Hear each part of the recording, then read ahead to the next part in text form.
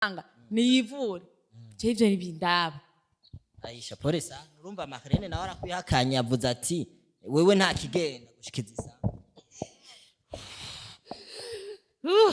ariko wasaba nyama n'amanyama nta no gupfukama basi mubigira mubibona namwebwe babakoreye uhindura umuntu imbwa uhindura umuntu akayawe nivyo vyakuzanye ngaha ntari mukuru abe tukubarire nivyo vyakuzanye ngaha byita gukindaga nona kindi joro kwa nyuma uyo nyene ko aragwana iyo muhungu none yo bibona ko yangize ukujewe urumva nawe nujya urumva na Sammy nabwo yamurondere ubwiza arumurondera gusa nawe namuronke ku miti yiwe we urumva mwese murabarozi kazi none umurangiza uko Marlene areke kwiyakana ni wangiza uko Marlene gushika izi saje nicaranye murozi wa mbere murozi wa kabiri mwakoranyemo kwiyanye sindi umurozi umurozi genda muri dashe genda senga Imana Imana iyi ni Imana iri mu ijuru ni he umva ikibazo byinshi ariko gusa cyo je no vuga je no navyonze muroge nimba yararoze Sammy ceze ndamuroga ndamukubitisha inkoni y'Imana so bakunzi banyisha imeze je nko mumbona nga have ndabivuge kuko je naba ndabivuga kuko je ntaho ntinya je ninya gusa uhoraho Imana y'isi n'ijuru nicaranye n'umurozi wa mbere nicaranye n'umurozi ugira kabiri Aisha byatanguye gute byatanguye ryari umva we nari urumva je nari ndyamye mu nzu urumva ko ari uyu mukobwa yari yambwiye ko azonkorerako uravyumva Dere mbyutse mu ijoro ndiko ndasohoka hanze nangura mbere umuryango gusa rero nanguye nambu ibintu bitangura kumba uravyumva je ndamufashe kuko rero nangura kumva rero biko biranja kubera je na muntu umwe no kwikeka ko atari ni Marlene uyo nyene niwe yandoze rero je Marlene uzi kufise mu kuboko ubinkuremwe hakiri kare kubera na Sammy yabibonye cenye biwabo kubera na kimwe uzobura ukuramwo si Sammy nabwo uzomuronga kubera kundoga kwawe rero je umuntu yandoze ngajenzi ni Marlene areka kwivugisha se Imana azimana gute kandi agikora rugana abantu ane karatwenga je kirika kiranwe ndo nuko ariko ari yakazi kireke kishinyike Aisha twe tushaka kumenya we ko twari tukuzura umuganga uri umuntu avura ingwara zose ibintu byose byananiranye byose ari ubivura gutu no munsi nawe bagukoreyeko nyigiki ubuze mu nyumviriza aho kubona Marlene yangiriye uko je simvuga uwundi kwa je sinovuga uwundi ni Marlene twahanganye ambwiye ko azonkorerako uravyumva iyo kwemera ko agurisha kama ni modoka ya se wiwe mama bafise ama modoka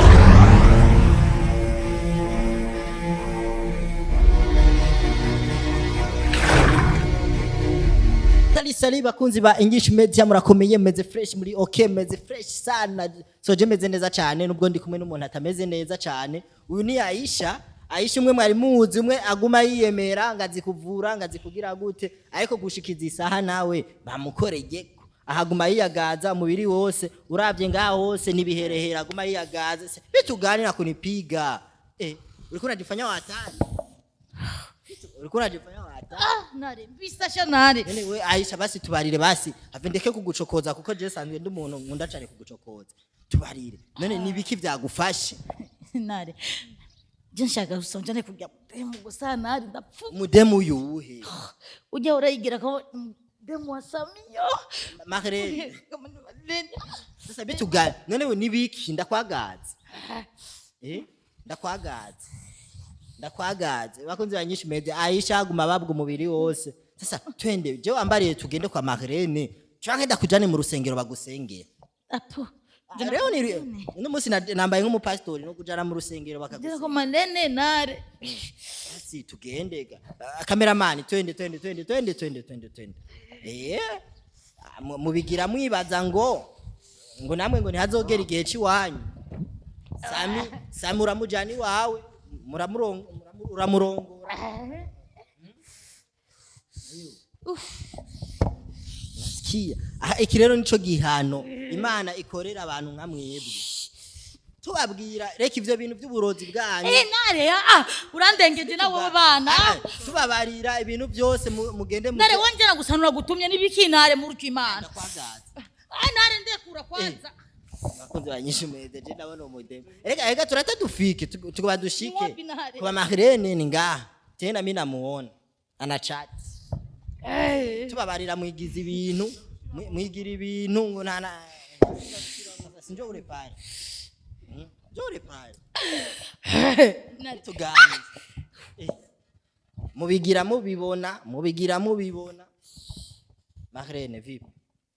meze neza kuryohewe iyi rendezvous wari uyizi rero tena byo naryize ahubwo murantangaza Aisha ikarabasi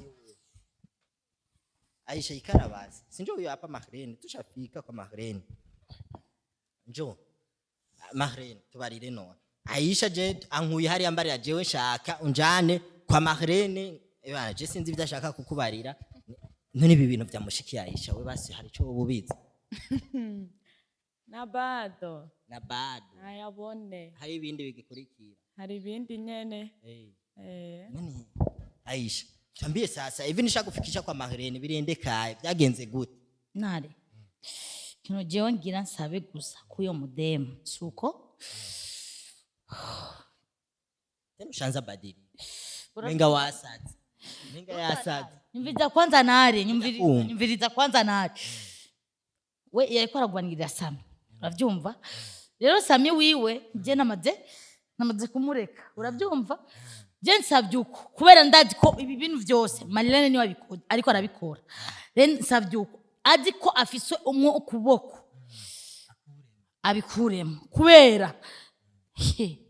nene kuvuga wihagarara ko ragira mu gusaba wose abanyene witonze kamare nare je inzi umuntu ariko arabikora ibi vyose ni Marilene uravyumva rero azi ko afise mu kuboko avemo hakiri kare iyi rig ayireke ari Sammy wiwe je namaze kumuhebera none nibiki Sammy wiwe amaze kumumurekera none ibi bintu Mahrene barira bien ibi bintu ni wabimushitse je navuze yaba ari jewe yaba ari uwundi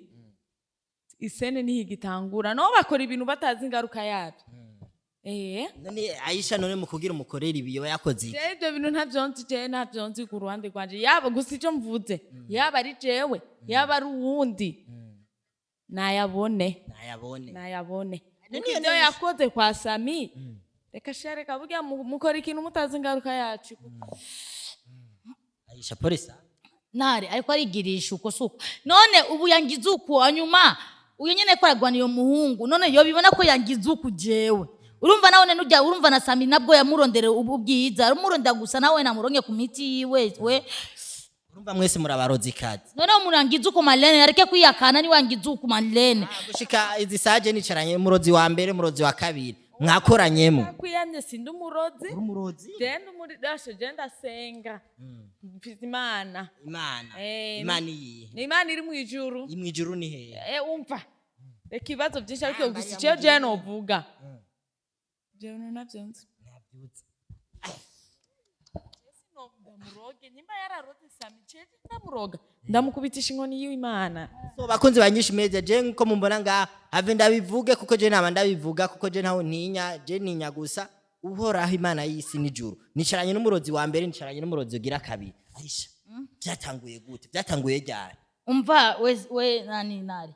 urumva je nari ndyamye mu nzu urumva ko ari we mukobwa yari yambwiye ko azonkorerako uravyumva Dere mbyutse mu ijoro ndiko ndasohoka hanze nangura mbere umuryango gusa niyo nanguye nkambu ibintu bitangura kumba uravyumva je ndamufashe kuko rero ngura kumva rero biko biranja kubera je na muntu umwe no kwikeka ko atari ni Marilene uyo nyene niwe yandoze rero je Marilene uzi kufise mu kuboko ubinkuremwe hakiri kare kubera na Sammy yabibonye cenye biwabo kubera na kimwe uzobura ukuramwo si Sammy nabwo uzomuronka kubera kundoga kwawe rero je umuntu yandoze ngagenzi ni Marilene areka kwivugisha se Imana azimana gute kandi agikora rugana abantu ndeka ratwenga je kirika kiranwe nuko ariko ari yakatse Kireke kishinyike Aisha twe tushaka kumenya we ko twari tukuzura umuganga uri umuntu avura ingwara zose ibintu byose byananiranye byose ari ubivura gutu no munsi nawe bagukoreyeko nyigiki ubuze mu nyumviriza aho kubona Madeleine yangiriye uko je simvuga uwundi ko je sinovuga uwundi ni Madeleine twahanganye ambwiye ko azonkorera ko uravyumva iyo kwemera ko agurisha kama ni modoka ya se wiwe mama bafise ama modoka ankorere ko uravyumva Madeleine yasanze je narayipanga neza yariko namaze kuyipanga je se ntiyari kunshobora ariko re Madeleine ndagusavye ndagusavye na Madeleine yumva abinkuriye ko hakiri kare kubera ariko arakumva kandi aranagutahura Madeleine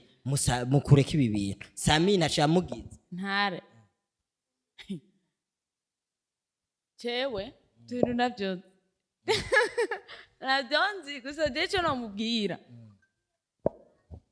ibintu bikora utiko bifite ingaruka urumva Aisha jeje bintu jayo ntavyo nzi ku ruhande kwa yaba ari jewe yaba ari uwundi gusa mama wasanze abamuzi none Madeleine tubarire gushika ubu izi saha Sammy mumeraniye gute ubuzima bwa Sammy bubandanya gute je conzi izi saha Sammy hoho ari kwa Sauda ari kumwe na Sauda yego Sammy ari kumwe na Sauda gushika izi nuzi ko nagiye kwa Aisha mbwira Sammy bari kwa Sauda urumva ariko arakajambo wagiye uvuze kwa Aisha ati nyimba ari uko onye ngiye kukwereka ibindi bintu none je sinavuze ibyo kumuroga je nta oya gusa ari akajambo uvuga reka kakagukwegera no mu nyuma nako kumuvuza ngiye ariko nzokorera mu kuvuga nzomuvuza Sammy abone hama Sammy yibuke neza yarambye ko azonkorera ko uravyumva ko agiye guhangana na jewe apana kwivuga se yavuze ko se azomuvuza Sammy urumva yeko aravuga agiye kuba andogeshe Madeleine ndabikwingenze ubinkure ko ibintu Madeleine mbe umurozi ari inginga arasa bwa burozi buri umurozi n'umuganga bwa buganga buri none yivure mureke shaka kugira kuntakariza umwana ari umuganga nivure ari umuganga yovura abandi akananirwa kwivura biraba nawe nyene ivyo biramuraba doctor vipi ivure no wanyweye mubiri tubabona muja hajya anye mwivyimbisha tawashwa tani kusaidie tunuzovuge ngo sinagufashije ndakwagaza none basi tubarire Aisha gushika ubu wiyumva gute mu mubiri wiyumva umubiri wiyumva nza kurondera Madeleine je uyu nyumva nabi mubiri uravyumva amwingize gusa Madeleine abingonye ko mugongo no haguruka basi tukwagaza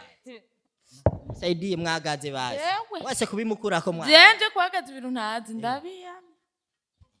akunze yanyisha imeze ariko nawe usigaye uri mu barozi n'ibindi biriko biraza yaba ari je ko ndamuroga yaba ari uwundi ariko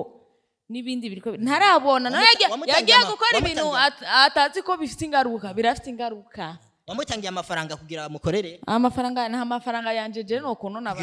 baroga umurozi ariko avuga se nije namukomba cyambere kwanze uyo mukobwa ariko avuga ko nije namuroze Sammy nije namuroze Sammy uwo mukobwa je sinzi ngene ko aranahura nije namuroze Sammy atazi kuri umurozi nije namuroze Sammy rare mumbarize nije namuroze Sammy ariko waramuraranye ijoro ryose je nije namuroze Sammy nije namugize imu barira ngo wamungu mukandakanda ngo mugira gute byose urakora je gusa ndamubye gusa Madeleine gusa binkure ko kubera je nkubiri je numva Madeleine we nk'ikintu cyo bacara kubabaje Aisha yiwe yarakoreye Sammy nuko yaryamanye nawe Ninda tazi ko Aisha yaroze Sammy ninda tabizi wamuroze ni mutama banderasi yayoye ivugiwe Aisha nawe acavuga ngage bari kumwe na Aisha ninda tabizi ko bafitanye imitwe na Aisha haraho bahuriye yenda mwiyagaze hiyo none basi tubarire basi wajabutse muri Kongo kugira bamukorere Aisha nanyere mu Burundi Aisha nta maranje je no takaza ngo tiko ndarogesha umurozi sumuganga niyivure je ivyo nibindaba Aisha polisa urumva Madeleine nawe arakwihakanye yavuze ati wewe nta kigenda gushikiza isa ariko wasaba nyama n'amanyama nta no gupfukama basi mubigira mubibona namwebwe babakoreye hindura umuntu imbwa hindura umuntu akayawe nibyo byakuzanye ngana ari mukuru abe tukubarire nibyo byakuzanye ngana byita gukindaga nakindi joro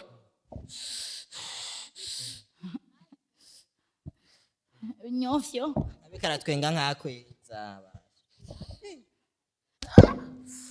sasa acha tukusaidia Aisha abe tukufasha kaza